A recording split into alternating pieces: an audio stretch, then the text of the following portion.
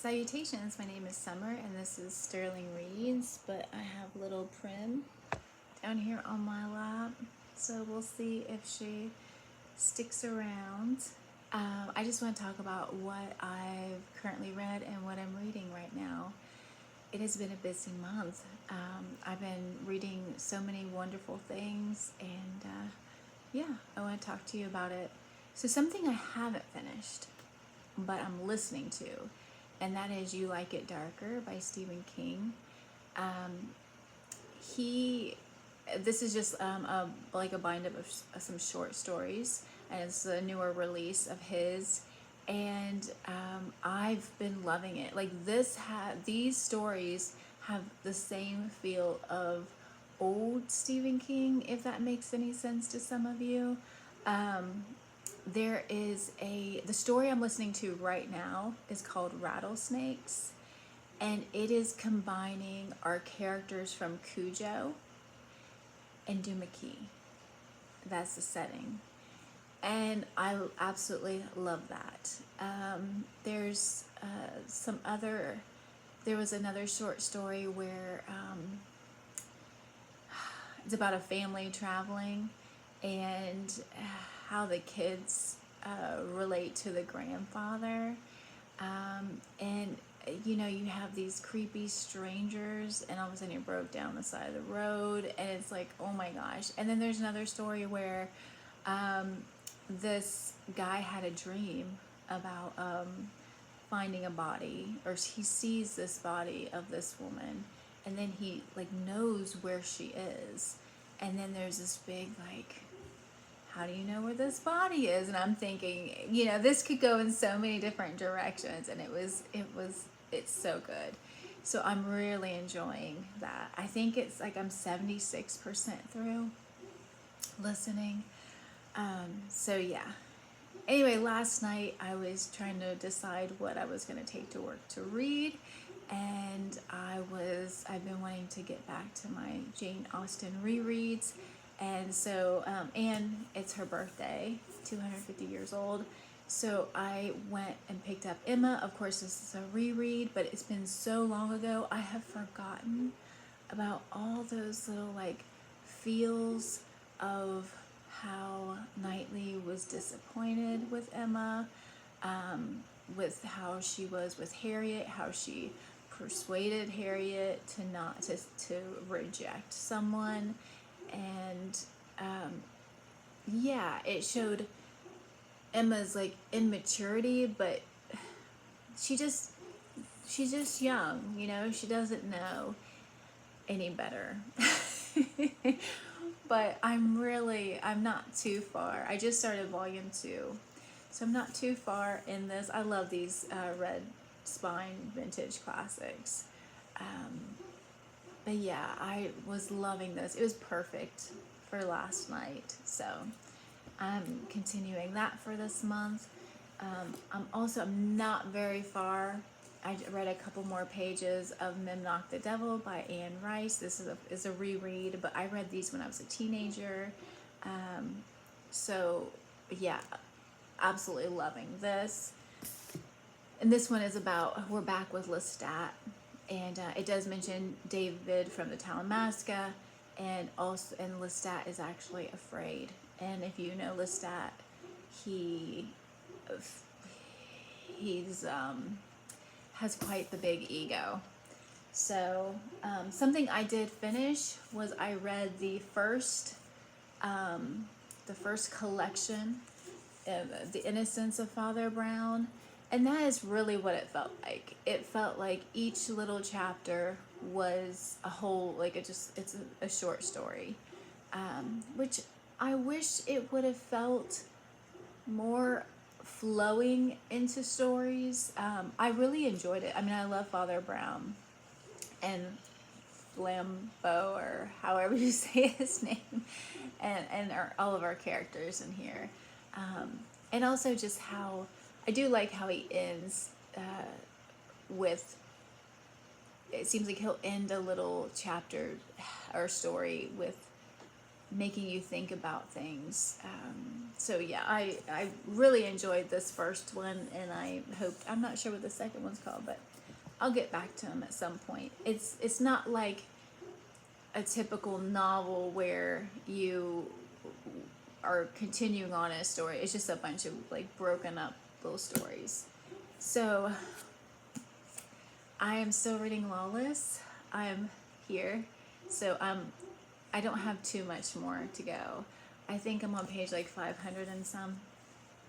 Oh, 606. And there's 800 pages. So yeah, 200 pages left. And I'm nervous because there's only one more book. And so I'm wondering like who we're going to be ending the family with. Is the family line going to like die away? Is that why there's only one more book? I mean, I've been with them through so much, and yeah, now we're like, he's a unionizer, and we have women's suffrage.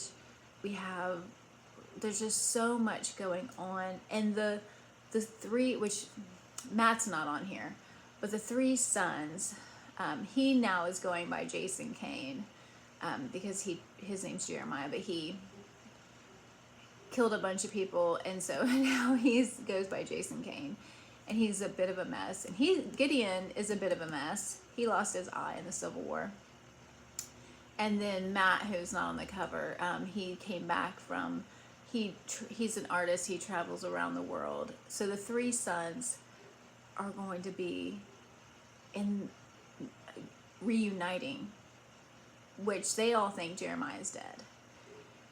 So this is, it's so much. There's so much betrayal, and just, they're so good. Anyway, I'll definitely be finishing this in the next couple of weeks. And in January, I plan to read the final book, The Americans, which I'm really sad about, but I'm also wanting to know what John Jakes has planned for me. So, okay, let's talk about Queen Esther. So I'm only 38% through Queen Esther by John Irving, and this was, to me, like, I go into books pretty much blind. So to me, I felt like it was going to be a prequel to The Cider House Rules. So I thought that I was going to be reading a book about this little girl who's an orphan, who was raised in the orphanage that in St. Cloud. So I thought it was going to be all about that with Dr. Larch and all those people. I thought that's what it was going to be. And I thought somehow they were going to tie in Homer Wells, and it was going to be a thing. And it's not anything like that. That's the problem with going into books expecting something. So I like the do I like them? I'm not even sure, honestly. The Winslows, I liked them in the very beginning, and now I'm like, they're the dumbest, smartest people. Like, I don't know. I don't understand them. I think that's the big part. And I don't understand Esther, and I don't understand any of the daughters, and I'm not feeling any connection with them. We did have a moment at St. Cloud's, which I was excited about, because I was like, okay, finally. No. And like I said, I'm only 38% through. So I'm going to continue to read it, but I don't have any desire at the moment. So I am being a bit of a mood reader, and I am reading what I want to read right now, which is Emma and Lawless. Those are the two things that I'm reading. And then I'm not working tonight, so I won't be listening to any of the audiobook. But yeah, I'm really enjoying that also. So anyway, yeah, the only other thing is A Suitable Boy, which I'm only 6% through.